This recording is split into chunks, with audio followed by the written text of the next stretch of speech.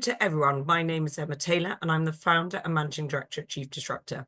Thank you for joining us at this Chief Disruptor Forum, Leadership Skills for 2025, Mastering Complexity and Driving Change.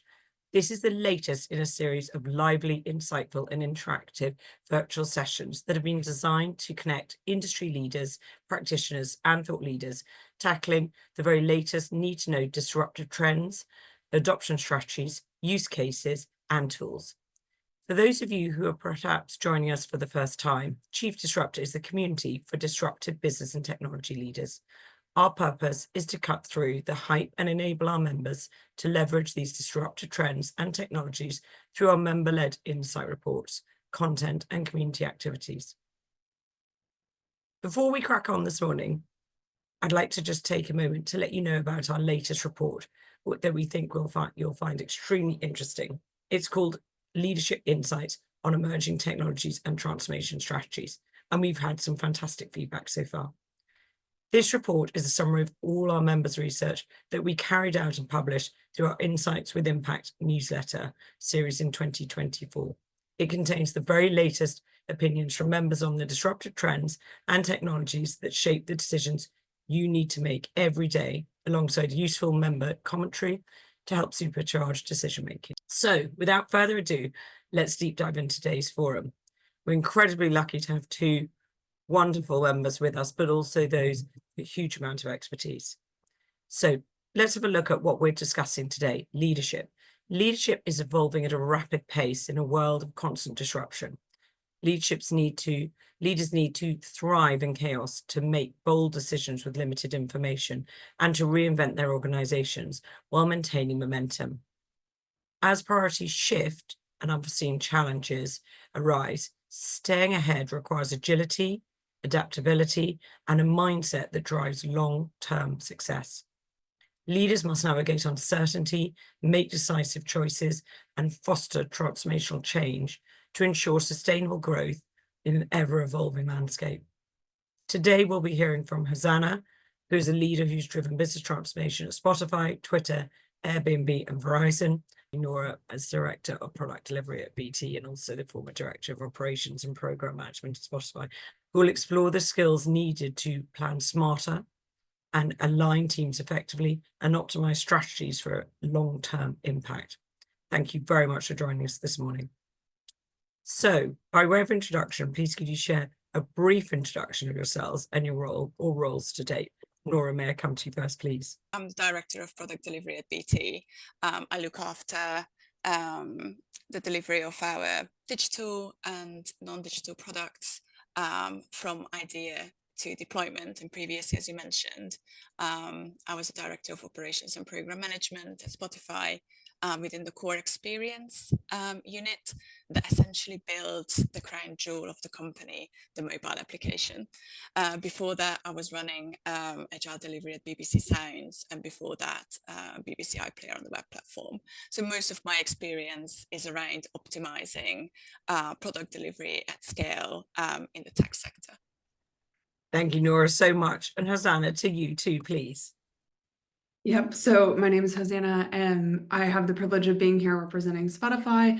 I look after global program management. So that's really working in the central strategy and operations team, where I get to partner with both program managers and people like Nora across all of Spotify's R&D to optimize how we deliver bets, which are our most important initiatives, but then also looking after how we do annual planning and really meet the scale of demand that Spotify has to continue its ambitious goals of growing and taking over, MAU and market share. Previously to that, I had the privilege of coming from Silicon Valley and working with very senior leads at Airbnb and Twitter in a similar capacity. Thank you so much indeed. And when I was talking to my daughters yesterday about the fact we were running this, and I talked about Spotify even at 7 and 8, they're already knowing well about Spotify and getting involved and engaged. So that audience ranges from every single generation. Again, the same with the work that Nora's been doing over the years too. So thank you both very, very much for being with us. A lot that you'll have seen over the years in terms of leadership skills, a lot you'll have liked, a lot you won't have liked. It'd be good to cover some of that today. So if we look at 2025, so we're a quarter through this century, what one leadership challenge in 2025 is no one talking about yet? What are they facing that no one really wants to discuss? Nora, can I come back to you, please? Yeah, absolutely. So I think in 2025, I think the biggest challenge that perhaps no one is talking about yet is how much the talent market is in flux, which we believe, like Rosanna and I, when we were discussing kind of what the year holds for us, we believe that it might lead to unprecedented innovation in the tech area. So if you think back, the Great Resignation during and after the pandemic didn't quite hit Europe the same way as it hit the US. But I was just reading a really interesting survey that was conducted last month, so in January 2025, and it showed that around 46% of the employees are thinking about leaving their jobs this year, which is a higher percentage than in 2021, the year of the Great Resignation. Obviously, kind of thinking about leaving your job and actually leaving your job, it's two different things, but it's a really, really significant number, right? So when Hosanna and I were talking about this, we kind of thought that this resembles the years of 2010, where the economic downturn essentially forced a lot of skilled people out of big companies, and that resulted in essentially kickstarting a new generation of startups. So that's when Airbnb, Snapchat, Cloudflare came about. So I think looking at the stats and looking at how the market is moving and where talent is moving, I wouldn't be surprised if this year is a similar year, but mostly focused in Europe. Just because our market movements were not as fluid as the US in the last few years. So in terms of a leadership challenge, what's really interesting here is what can you do as a tech leader, the leader in the tech industry, to kind of mitigate for this movement. And I think we can talk about kind of three key different segments here.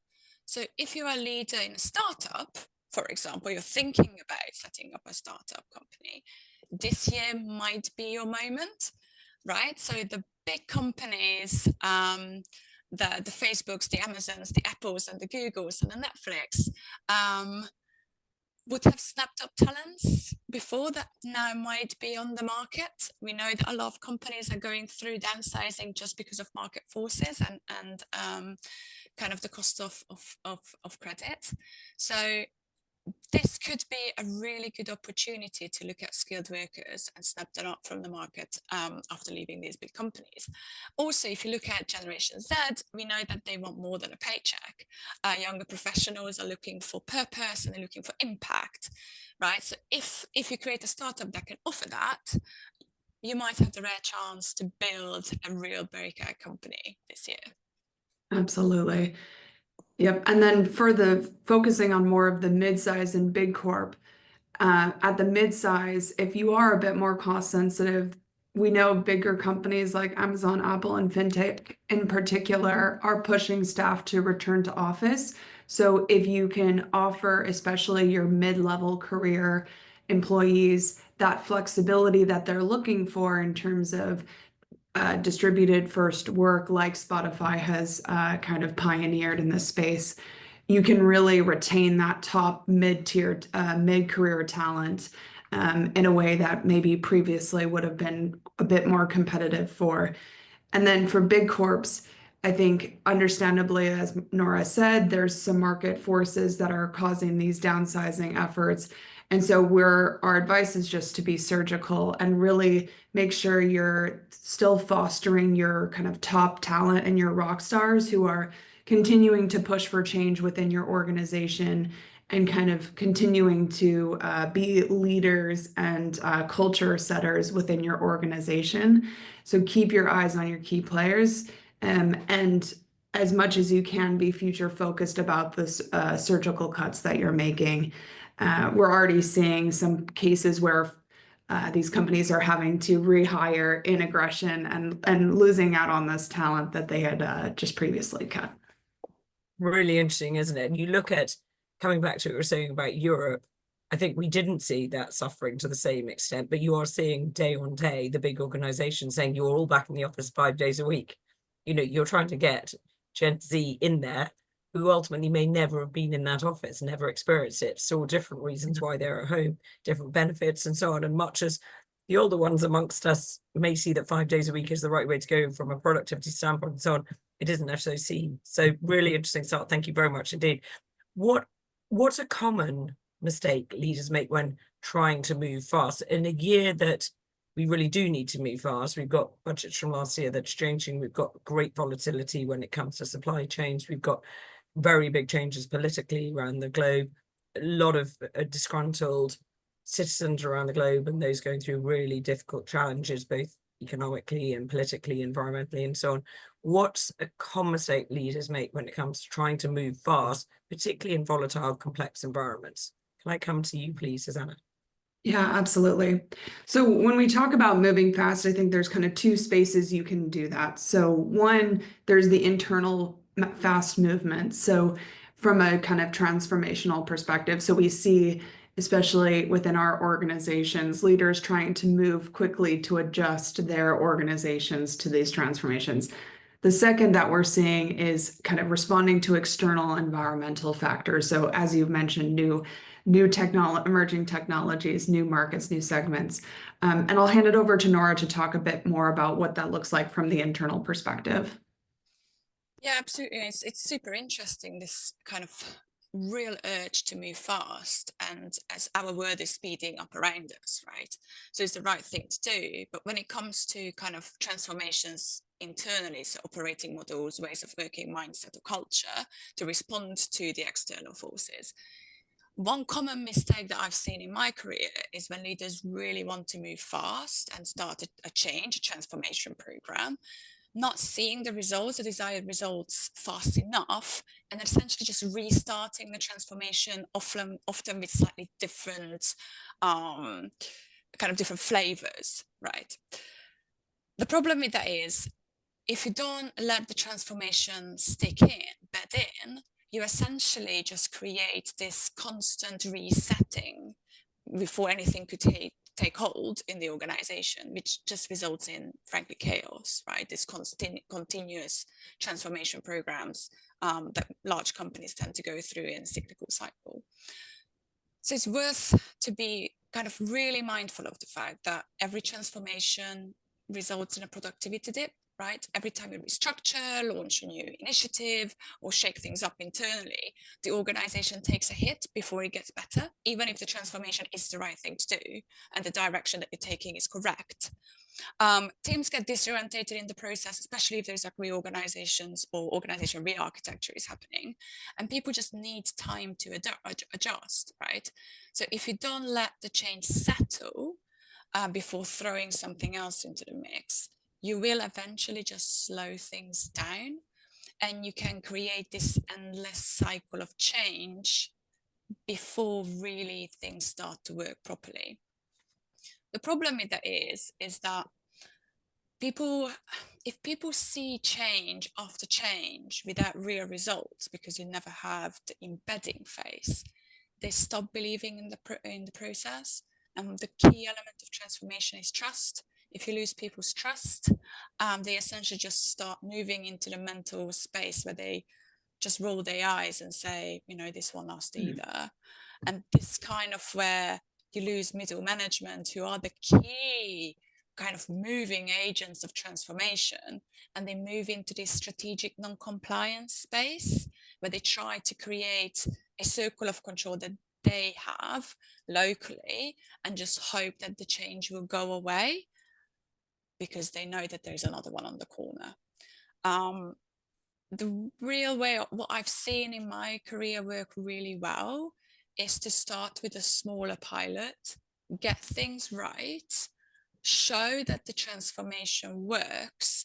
And that's also beneficial from another perspective, which is, let's face it, you can't be what you can't see. you can't expect people to use a new operating model that they don't have experience with. It's really hard to imagine different ways of working if you've never seen it yourself. So by having a smaller pilot team, you can kind of show how that's done. You can get people to see the new ways of working in action, so they can start believing in it and they can start mimic it, right? They can copy how that is supposed to work. They have a good understanding of what good looks like, and with that, I think that the real thing is you can move fast and you can scale, but transformation can't be done in a big bang. You have to be really, really mindful how you do internal transformation to respond to external change, and people are the key element in that. And really interesting that you cover middle management there, almost as that key to change. Yeah. Because so often when people are trying to downsize or reevaluate, middle managements are the ones that are blamed, and they struggle with that. And therefore, you've got those coming in very fresh who need the training, those to look up to, the inspiration, and so on. You've then got those at the very top who feel very unavailable, often very unapproachable, not there. So really interesting what you've covered there. I think also if we can then sort of deep dive in terms of being that, having so much experience when it comes to being a director of product delivery at BT now, but with all the other experience you have, you've discussed in there things like trust, but also chaos. And if we look at from chaos to clarity, how do leaders make bold decisions with limited information? How can they get that right? I think in a leadership position, the biggest question is, when do you trust your gut, your intuition? And when do you invest in discovery or exploration of the problem, right? And I think the first step when you've got a situation that you want to move through is to ring fence the problems, right? The first thing to do is to identify your job is to move as much of the unknown unknowns, right? Things you don't realize you don't know yet, into known unknowns. And these are the gaps that you can essentially identify and do validated learning cycles and explore via structured discovery processes. This is when you can create a hypothesis and then test them via different means. I think the key thing is that you have to remember that not all discovery work is worth it.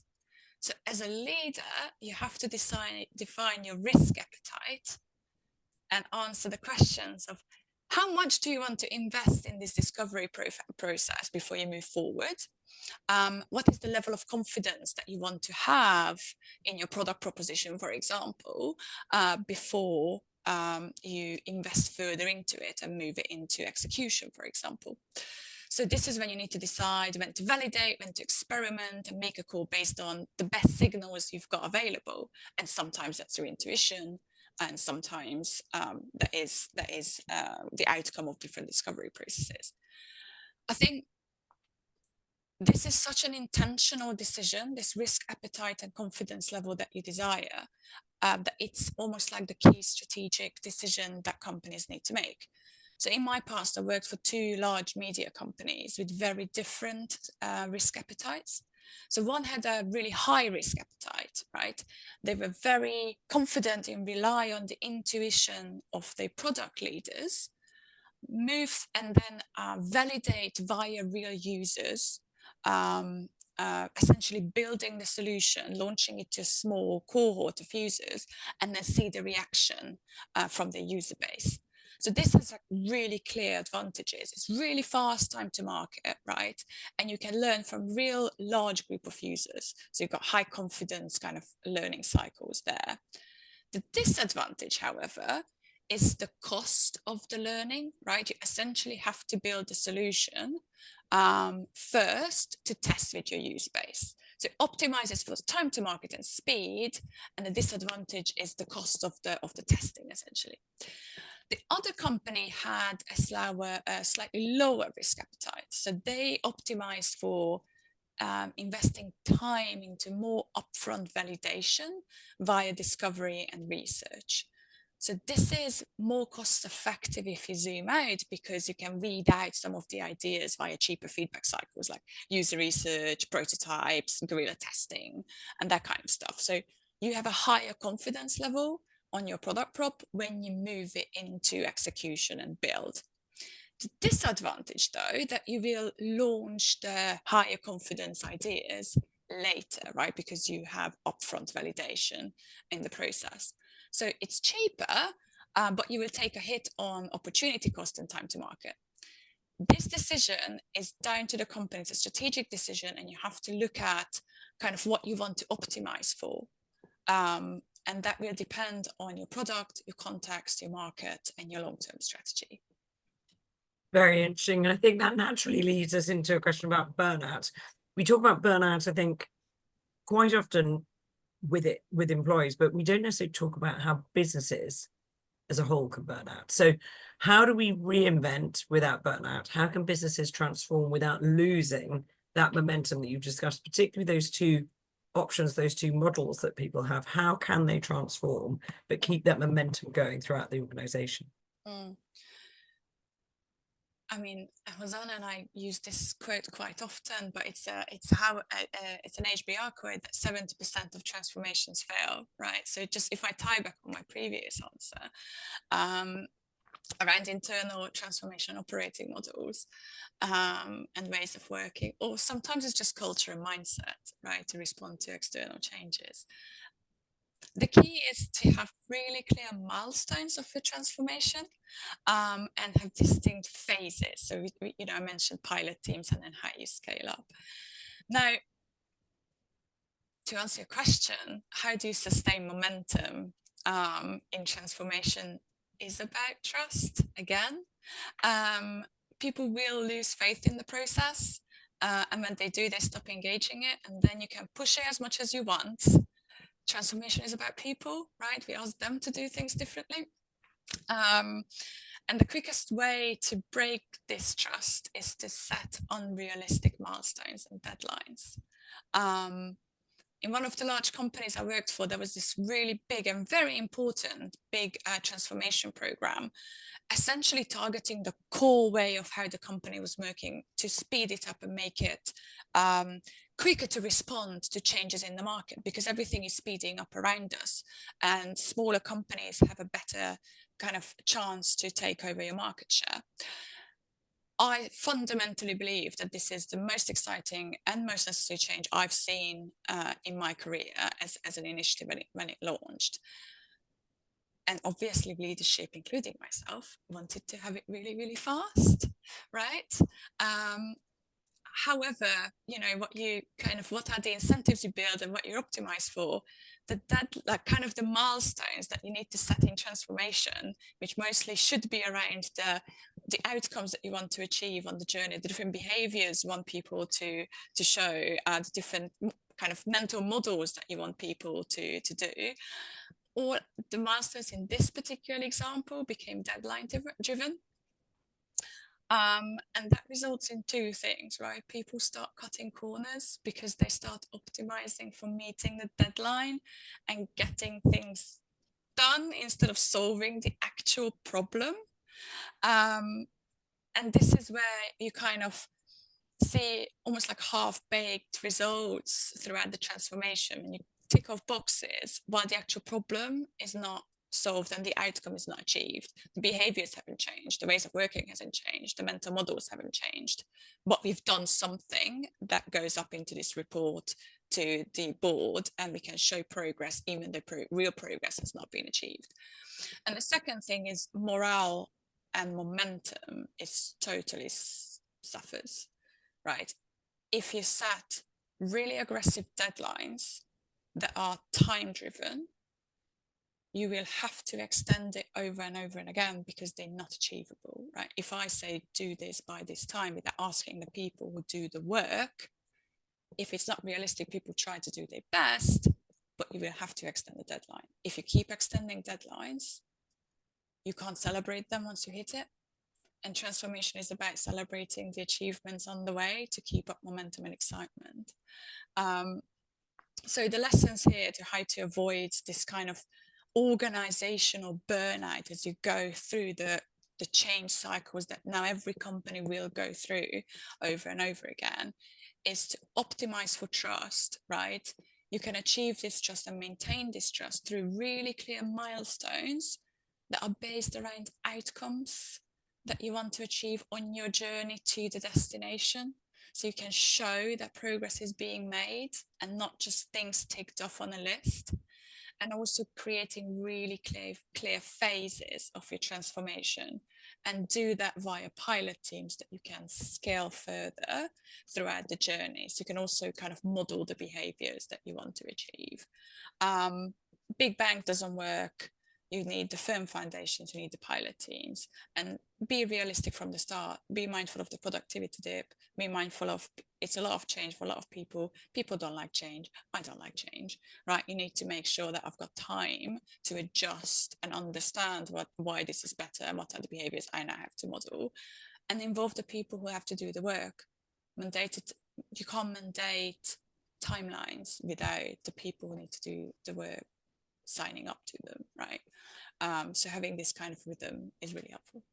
Thank you. That's fascinating. I think what's particularly interesting there as well is a recent study which looked at creativity, because I think that you put the timelines in, and naturally, as you say, you're looking at the deadline, you're not looking at the creativity, you're not looking at innovation, really. You're just trying to get to a goal and make everyone sort of more seniorly more happier with the outcome. As you say, where is that creativity? Where is that innovation? Where is your differential when it comes to your proposition? And it shows that we just gradually, from about the age of 5, crush that creativity. So how do we make sure that we give people the opportunity to be creative, to think differently, to be critical in their thinking, to take each other with them, to have that trust, that engagement, that communication? So I think that creativity so often is lost, isn't it, as you say, with those deadlines. But also I think by removing that creativity, as you've said, we become more and more risk averse, not only because of our role within the organization and so much change going on and so on, but also the impact on that change in our home lives, the impact on others and so on. So we've got so many moving parts. How do we keep the organization moving forward? But also, as you say, those within the organization to drive real change, real value, real differentials. And you've both been in organizations where productivity, innovation, creativity are absolute core to why they have the market share they have and why they can maintain and hopefully gain that market share. Really interesting. Thank you very much indeed. Hosanna, buzzwords. We live in a world, I think, where so often we have those buzzwords, and only in our bubbles do we think those words are normal. We, interchange them with everything. We've got acronyms going left, right, and center. But actually, so much is a word rather than an action. What does true agility in leadership really look like in a world that is complex, in a world that is changing? How do we go beyond those buzzwords? How can true agility in leadership really make the change? What does it look like? Absolutely. So I think the first thing with buzzwords, I'm glad you said that, is to just define them and clarify them, right? So in the circles I've worked at, leadership agility is really setting the right-sized organization in the right direction as quickly as possible, right? So breaking that down, for true agility, I'd like to use the example of this leadership feedback loop that I've seen at a few of the tech companies I've worked at. And there's kind of 4, they call them the 4 Ds, but there's the 4 Ds of this leadership feedback loop that lead to true agility. So one is discovery. So it's the job of leadership at that 30,000-foot view to prioritize and focus your organization, the right-sized organization, around what's the most important opportunities to go after. What's important to note is that you as a leader are not on that day-to-day workshop floor speaking with customers in the data as your teams on the ground are. So what's really critical is for you to create forums to bubble up that customer feedback, bubble up those metrics, and for your team to foster a space where your teams can source and bubble up those opportunities. And your job as a leader is to first do the discovery and set and prioritize what's important. Next is to define. So for definition, we're really looking for leaders to create that incredibly clear problem space and what the goals are to go after that problem space. A lot of times we'll hear buzzwords of grow market share or grow MAU growth. And I think the best leaders that Nora and I have been surrounded with are incredibly clear about what markets we're actually going after, what users we're going after first, and what those goals are. Is it really just all market share, or are we really going through retention? Are we really focusing on getting new users in a specific generation like Gen Z, as you mentioned, and even Gen Alpha, right? Are we looking at them? And most importantly, what is no longer important to address that opportunity? So define. Third is then delegate. This is where I think leaders really tend to struggle. The best leaders I've seen have delegated to a highly specialized, skilled core group of leaders within their organization to proactively tell them the right-sized organization to go after this opportunity, the resources that they need, and the timeline in which they need to move as quickly as possible.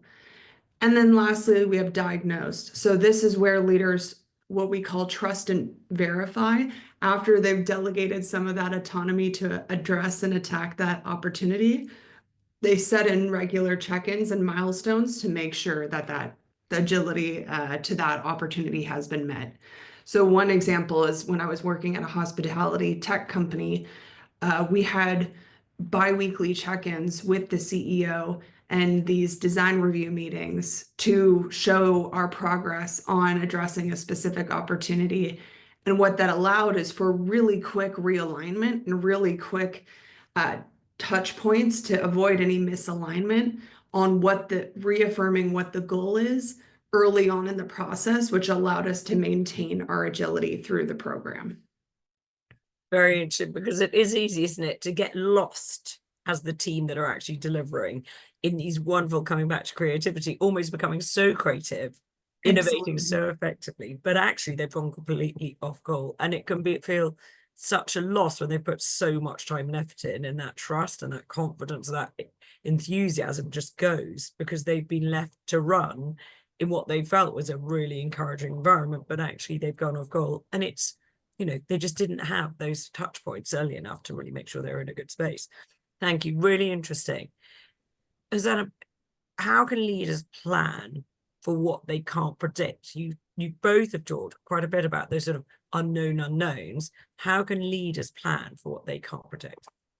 Absolutely. So, you know, being in the delivery space and being accountable to successful delivery of programs when you have constant and external and internal factors that change, we're definitely personally very aware of this. So one quote that we like to say to our leaders is from Dwight Eisenhower, where he said, "In preparing for battle, I've always found that plans are useless, but planning is indispensable." And while plans are, we don't like to stick to plans, especially as tech companies, we need to have that true agility we just discussed. There's two key things to keep in mind with plans. So one is that plans need to have margin, and two, that the metrics and the targets and the outcomes you set for your organization should allow for failure. So Emma, you talked about how we work in incredibly creative organizations. You need to allow for creativity, which ultimately means allowing for failure and allowing for some of your objectives to not work out. So just to paint an example, I worked with a media tech company during the pandemic, and they brought myself and my team in to help them reset their strategy because it needed to completely 180 because of the pandemic. And so what we started to look at is we looked at all of their OKRs, we looked at their initiatives that they had set, and we saw that about 50% of their OKRs and about 50% of their OKRs and initiatives and about 70% of their organization needed to be radically refocused in order to meet the effect of the pandemic. And because this organization had built in margin in their capacity in terms of their resourcing, they were able to quickly redeploy about 20 to 30% of their organization to these new top initiatives and actually really experience more agility towards these new aligned goals and initiatives because they had planned with margin in them. That's one. The second piece was around key metrics and targets allowing for creativity and failure. We saw from HBS around 67 to 90% of strategies fail. And so failure, just knowing that failure is a more likely outcome allows you to adjust your targets to say, hey, let's allow for uncertainty, let's allow for creativity and learning here, and build our organizational kind of targets on some of these learnings, and allow for some of these failures. It's interesting, isn't it? We encourage, and we've for years now said fail fast. We need people to fail, but with so many businesses, whether it's a BT, whether it's a British Airways, whether it's a public service, we are unforgiving often, aren't we, as the consumer, as the citizen, where failure is seen to be public. And sometimes that failure may be something relatively small, but is blown up so substantially. And in the world that we live in, is seen globally often very, very quickly. And encouraging those leaders to want to fail or have that capacity, that ability to fail, and to encourage their teams to fail is very tricky to navigate that, to get that right, to foster, as you said, that love of, you know, innovating, of being creative and looking at new ways of working and so on. It requires individuals and mindsets and cultures that I don't think we had 20 years ago. With that speed wasn't there necessarily. Everything was much more on loyalty, long-term relationships with customers, you know, all of that.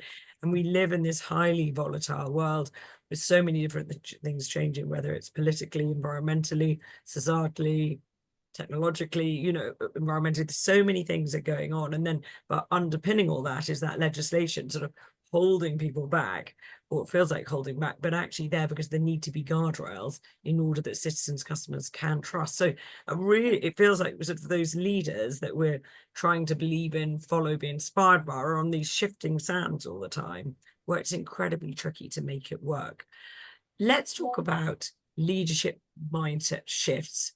So mindset's something we've talked about during this forum, but also the shifting sands, and how do we create leaders that can do that. So what's one change for you that has transformed your career? Nora, let's come to you first, please. Super interesting question. I think for me is, if you're working in tech, maybe 10 years ago, there was almost like a religious war when it came to, do you centralize or do you decentralize? And we had almost like tribal arguments of what the right thing to do is. And I think what I came to realize, that decentralizing or centralizing decision making is more of a tools in your toolkit that you apply for the right situation at the right time, and none of them are silver bullets. Some are more appropriate to different stages of a company's growth, for example. So, and especially, you know, we talked about that kind of change cycles are speeding up. Some of these centralizing, decentralizing decisions can happen within, I don't know, 3 years of a company's cycle, because they both have disadvantages and advantages, right? Decentralizing allows people to own their expertise, be really creative, iterate on their area. But when you look at kind of the holistic product strategy, that might take a hit. So then leaders try to centralize big strategic decisions again. And that's when, you know, as Anna mentioned, design reviews and kind of this more central way of running things. But when you do that, you start optimizing for holistic product proposition, when the detail and some of the user segments and some of the innovation strategies might suffer. So then you start decentralizing again, right? And you might do that in different flavors. But essentially, instead of having this kind of really core discussion, what is right and wrong, we need to apply product thinking into our ways of working. What is the problem that we need to solve? Who are our users? What are the challenges? And create the solution that is right for the company at its stage of growth, with the context that it's working in, within the product strategies they're trying to deploy. I think that was a huge shift for me throughout my career, when I kind of realized that there's no right answer. There are many right answers depending on the circumstances. Just to build on that, Nora and I have both experienced the same both strategies, even within the same company. So one company I worked at, they had kind of what we called mini fiefdoms of mini CEO PMs who had kind of full reign and full autonomy to spin up new product lines and try out new types of product experiences. And leadership just looked at the holistic kind of metrics and KPIs and profitability and made sure things were kind of loosely going in the right direction. And what that spurred was that there was a lot of growth in terms of the number of users and a lot of market share. But then what kind of happened is the product, as Nora mentioned, kind of lacked a cohesive product strategy or product thinking. It kind of became unclear, what is this brand really going after? What are their core, who are their core users? What's their identity?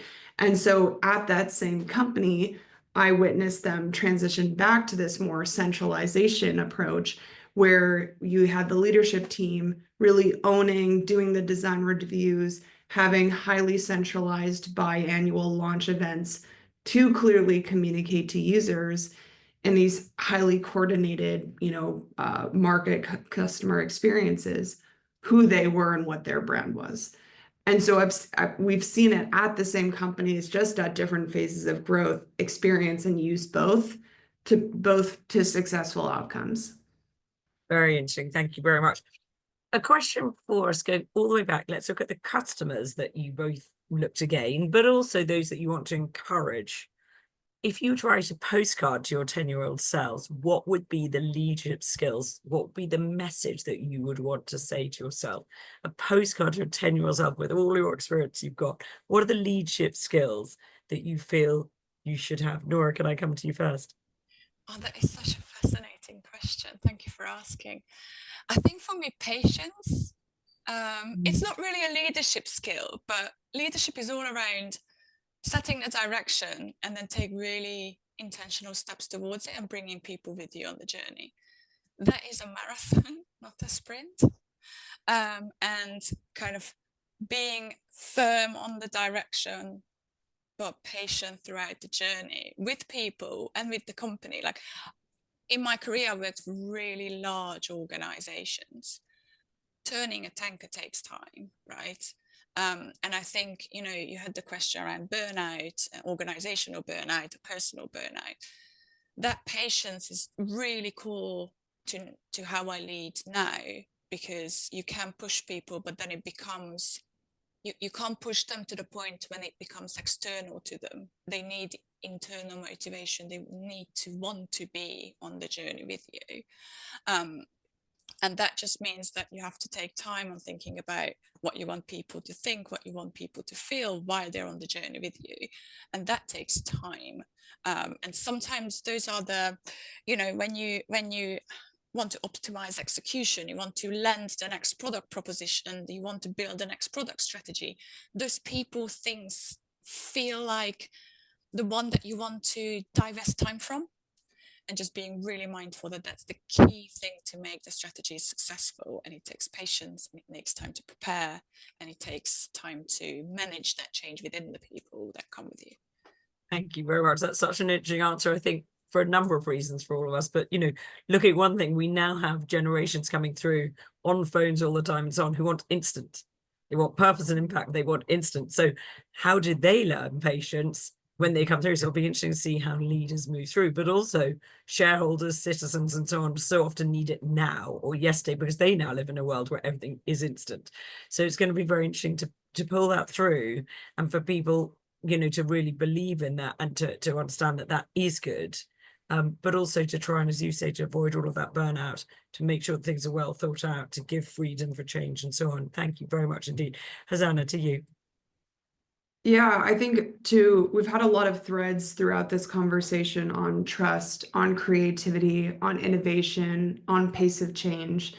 And I think with each of those kind of pieces we've been discussing, the best, the leaders I've had the privilege of getting to work, side by side with, really demonstrate what I would call humility. And what I mean by that is they foster trust within their teams and also spend their time with their customers, with their users, and have what we call strong opinions loosely held, where they're able to respond and really take the time and take their ego to the side and hear what their users want and really focus their organizations on solving those issues. So both from an external markets perspective and really addressing the needs, the changing needs of the market, as well as internally hearing and delegating to their organizations and trusting their teams to drive and meet those challenges. That's where I've seen leaders really excel. I think a lot of tech is aging in a sense. Like, we've got Google at over 30 years old. And it used to be that a lot of these leaders were their audience in some ways, or were their users. And just from personal experience, a lot of our product strategies are having to reevaluate what we can safely assume with the massive changes Gen Z is introduced into our kind of product strategy and consumer insights, as well as Gen Alpha is a whole other tranche of users. So I think humility, really listening to users, really listening to your organization, is where I've seen kind of the next generation of leaders really excel. Fantastic. Thank you. That's a really important point. And it's interesting, isn't it? We look at some of the world leaders that we call them, at least we call them world leaders coming onto the stage now. And they are, a polar opposite in many cases to that.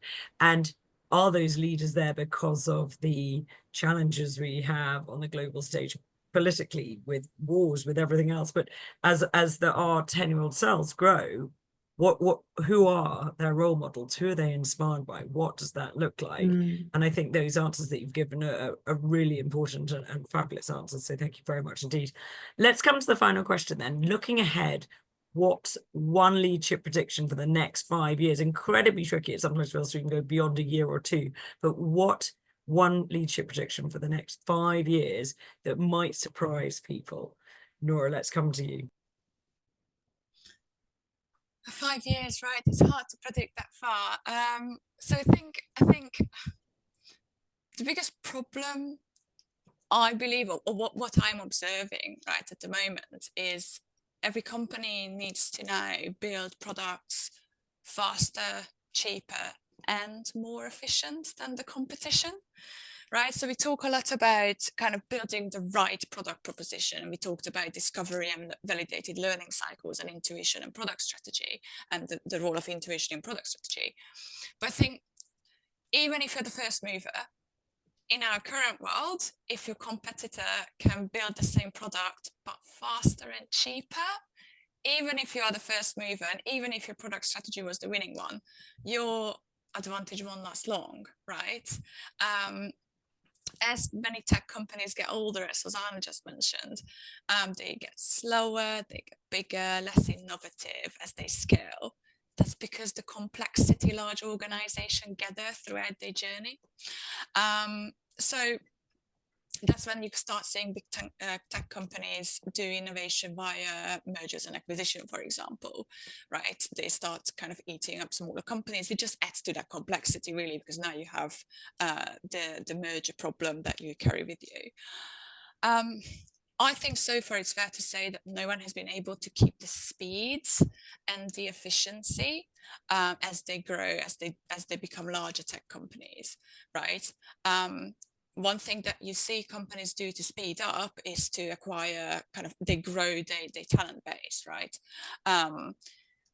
Now, during the pandemic especially, that was quite, every company went through this insane hiring push. But as capital got more expensive, then we saw these big layoffs, right? So now companies they essentially have to become faster by getting more juice out of the orange. That is becoming fast by efficiency is really, really, really hard, right? And this is where kind of applying product thinking to this problem is that when you kind of, how might we build our products faster and cheaper? And when Hosanna and I asked ourselves this question in previous companies, we realized that a significant time portion of people who work on the company essentially goes into navigating organizational complexities and suboptimal processes that can be just as simple as finding the right person to talk to, finding the right team, understanding the interaction patterns. It's continuously reinventing the how do we things around here question. That is extremely time consuming, right? That's not time, that's not value generation, that's not value add activities. Those are literally just spending time on navigating how the company wants me to get work done. So I think this is where we looked at, you know, in the past, reinventing or thinking about internal processes was a really hard problem for humans to solve. And when you look at 5 years ahead, right, because now we have better data, we can deploy AI pattern recognition, and we can ask, you know, as different AI models to look at large unstructured data that before was like impossible to sift through and understand, to how we can look at kind of address organizational productivity, how we can improve our frameworks, how we can help our people to navigate the organization better, to overcome its challenges as you grow and mature as a company. So I think the key here is treat your organization and your employee experience as you would treat your user experience. It's a product. You have to apply product thinking. You have to have metrics. You have to have feedback loops. You have to have system thinking, which is hard. It's not a talent that's out in the market. People who specialize in product thinking for internal, like the company as a whole and the employee experience. It's when you think about AI, I think one of the key challenges companies and leaders are going to have is how do you maintain global optimum instead of people deploying different AI solutions to optimize locally? I think that's going to be really challenging because AI is not cheap to run. So if you suddenly have all these local AI solutions, the productivity gains that you might have might be outweighed of the cost of running all these different services, which is a similar challenge that we had in the past, right? Global optimization versus local optimization. But now you've got AI and the additional considerations that we don't yet know, right? This is all new, so we don't know what the pitfalls are yet. So having that system thinking, having that product thinking, thinking about the global optimum for really large companies, but leveraging AI to extract and synthesize the complicated processes and the different tooling and mental models and fragmented languages and the different leadership styles that you have in large companies to build successful products in your organization is a huge opportunity at the same time.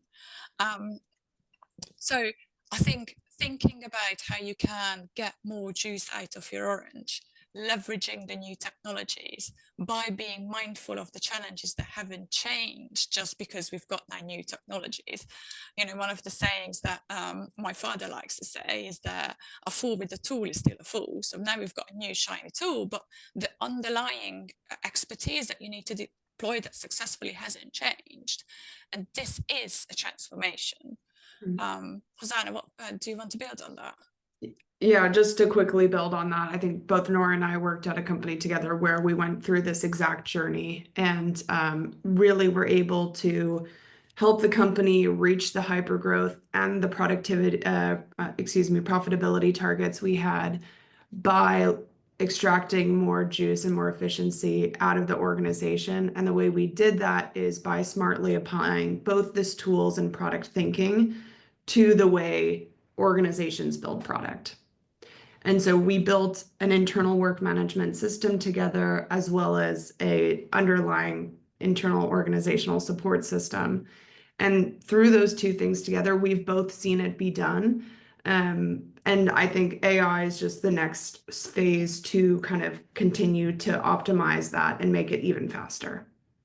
Thank you very much. And it's so much about the use case, isn't it? We can talk about it a lot, we can have views on it, but it's about the use case, what we've been through personally, what we can share with others. And that's what these forums are all about. Really interesting. Thank you very much indeed. As you've both said, we've covered a huge amount today, and thank you very much indeed. A lot for members to think about, to take on, to utilize when it comes to mastering complexity and driving change. Really, really big topic. And thank you very much indeed for joining us. Huge thank you, Nora, as Director of Product Delivery at BT, and also the former Director of Operations and Program Management at Spotify, and also Hosanna, Director of Global Program Management at Spotify. Huge roles and huge amount of expertise. So incredibly insightful panel discussion. Thank you. Thank you to our audience server, to the whole Chief Disruptor community. We'll be posting the recording of today's forum on chiefdisruptor.com, but also onto Chief Disruptor Insights, our monthly newsletter, and our YouTube channel. Please do feel free to share that with your colleagues and your teams. A final reminder, just in terms of downloading our latest report, which we think will find extremely valuable, but also builds on some of the things that Nora and Hosanna said today. So the leadership insights on emerging technologies and transformation strategies. So big thank you to you both. Really insightful. I've certainly taken a huge amount away. Thank you. And to members, always look forward to seeing you very much in the forthcoming activities that we have. Thank you very much indeed to you. Thanks all. Thanks so much. Thank you. Bye. Bye.